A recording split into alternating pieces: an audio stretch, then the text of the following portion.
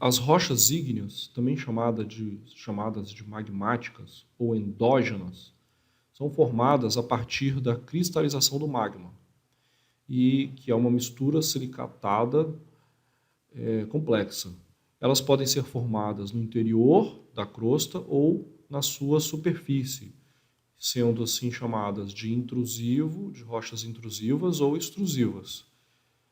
As rochas intrusivas, então, elas se formam pelo resfriamento lento do magma no interior da Terra, através de processos conhecidos aí como plutonismo, que permite a perfeita cristalização dos minerais. Nós temos alguns tipos de rochas, no caso que a gente pode citar como exemplo o granito e o sienito. Os magma, então, aqui formando pelo resfriamento lento no interior da Terra. As rochas extrusivas, elas são formadas na superfície, através dos derrames de lava, que é o magma, que nesse caso eles vão se resfriar bem rápido, impedindo o processo de cristalização dos minerais. Estão ligados aos fenômenos externos, conhecidos como vulcanismo. Nós temos como exemplo desses tipos de rochas extrusivas o basalto e o riolito. As rochas intrusivas ou plutônicas, nós temos então resfriamento lento e com minerais grandes. A gente vê nessa figura aqui, a gente consegue ver os minerais. As rochas extrusivas ou vulcânicas, nós temos aí o resfriamento rápido e os minerais pequenos. A gente vê aí a rocha sem a gente conseguir ver aí os minerais. Como as rochas são formadas? Então, essas rochas ígneas, elas podem ser formadas em grandes profundidades ou na superfície, e através de fraturas que fazem com que o magma se solidifique mais aí no meio do caminho. Essas figuras mostram isso. Então, nós temos os tipos de rochas ígneas chamadas de batólitos, que são grandes massas de rochas intrusivas, geralmente graníticas, formadas aqui a grandes profundidades, geralmente uma massa bem grande de rocha. Nós temos os lacólitos, eles têm o mesmo aspecto de eflorescência aí dos batólitos e estão formados aí um pouco mais próximo aí no meio aí da crosta.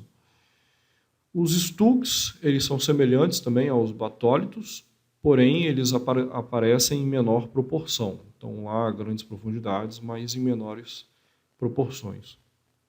Os neck vulcânicos, eles são antigas chaminés de vulcões, têm uma forma aí cilíndrica, com um diâmetro variando aí de 0,1 ou 100 metros a 1 quilômetro.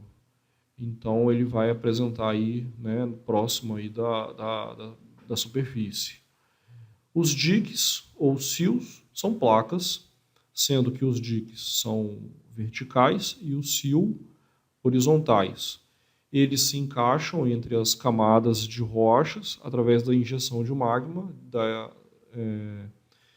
e a sua espessura varia entre poucos centímetros e 100 centímetros. Os derrames são quando as rochas se formam aí, quando o magma atinge diretamente a superfície da crosta, são as rochas extrusivas. E a gente vê aqui na figura a separação de duas placas tectônicas, formando aí acontecendo aqui o derrame, ou aqui num vulcão, com o magma saindo direto aí para a superfície. E através da série de Bowen, em 1922, esse pesquisador ele descobriu aí que os diversos tipos que existem de rochas metamórficas, ou rochas ígneas, elas dependem de alguns fatores aí na sua formação, como a composição do magma e a sua taxa de resfriamento, que ele diz aí que a gente tem duas séries, são as séries ferro-magnesiana descontínua, onde nós temos uma diferente composição e estrutura cristalina, diferente composição e diferente estrutura cristalina. A série contínua de feldspato plagioclásio, nós temos uma diferente composição, porém uma estrutura cristalina semelhante. Então, conforme acontecer essa taxa aí de resfriamento, né, e a composição que tiver no magma, os minerais eles vão se cristalizando e aí vão formando diversos tipos de rochas diferentes. Os critérios de classificação das rochas ígneas mais usuais são, devido à sua porcentagem de sílica, a cor dos minerais, o tipo de feldspato e a sua granulação.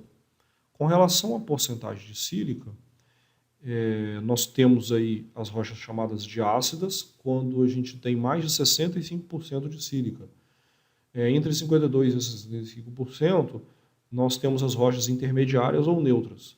E inferiores, com a porcentagem inferior a 52%, as rochas básicas. Com relação à cor dos minerais, elas são classificadas como escuras ou mais claras. Então, quando a gente tem menos de 30% de minerais escuros, elas são leucocrásticas. Entre 30% e 60% de minerais escuros, elas são mesocráticas. E com a porcentagem maior do que 60% de minerais escuros, elas seriam melanocráticas. Os minerais claros, eles são os minerais félsicos e os escuros, eles são máficos. Com relação ao tipo de feldspato, com a predominância dos feldspatos alcalinos sobre os plagioclásios, nós temos as rochas alcalinas. Quando existe o equilíbrio entre esses dois minerais feldspatos, os alcalinos e os plagioclásicos, nós temos as rochas chamadas de monzoníticas. Agora, quando existe a predominância dos plagioclásios sobre os alcalinos, a gente tem as rochas alcalicálcicas ou plagioclásticas. Com relação à granulação, as rochas ígneas elas podem ser de granulação grossa, média ou fina. Quando ela é de granulação grossa, que acontece a sua formação aí a grandes profundidades, é porque ela tem o tamanho médio dos minerais com o diâmetro maior aí do que 5 milímetros. Na granulação média, entre 1 e 5 milímetros, e com a granulação mais fina, que são as rochas formadas aí mais próximas, já na superfície, com o seu tamanho médio aí menor do que tamanho médio dos minerais menor do que 1 milímetro. Aqui alguns exemplos de rochas graníticas ou ácidas, né, que tem muita sílica. Né? Então a gente tem aí o pegmatito, o granito, o granodiorito e o aplito. Então cada uma delas tem lá a sua granulação, o modo de ocorrência, a cor, né? Por exemplo, o granito ela tem a granulação de grossa a média, acontece em grandes massas, né, que são os batólitos. Geralmente ela tem a cor meio cinza rósea, né? Essa figura mostra aí o tipo de granito. O pegmatito, por exemplo, já tem uma granulação grossa também, formada em diques, e a cor mais clara. A gente tem as rochas básicas, com menor proporção aí de sílica, que a gente pode citar aí o gabro, diabásio, o basalto maciço e o basalto vesicular. O gabro, por exemplo, com a granulação grossa, né, massas de rochas e diques é onde que ele se ocorre, e tem a cor aí preta, cinza e verde. Aqui a gente vê aí o gabro.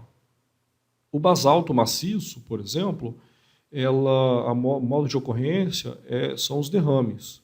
Né? Então isso explica a granulação fina e a cor, né, mais preta e cinza. Então uma rocha mais escura né? E assim.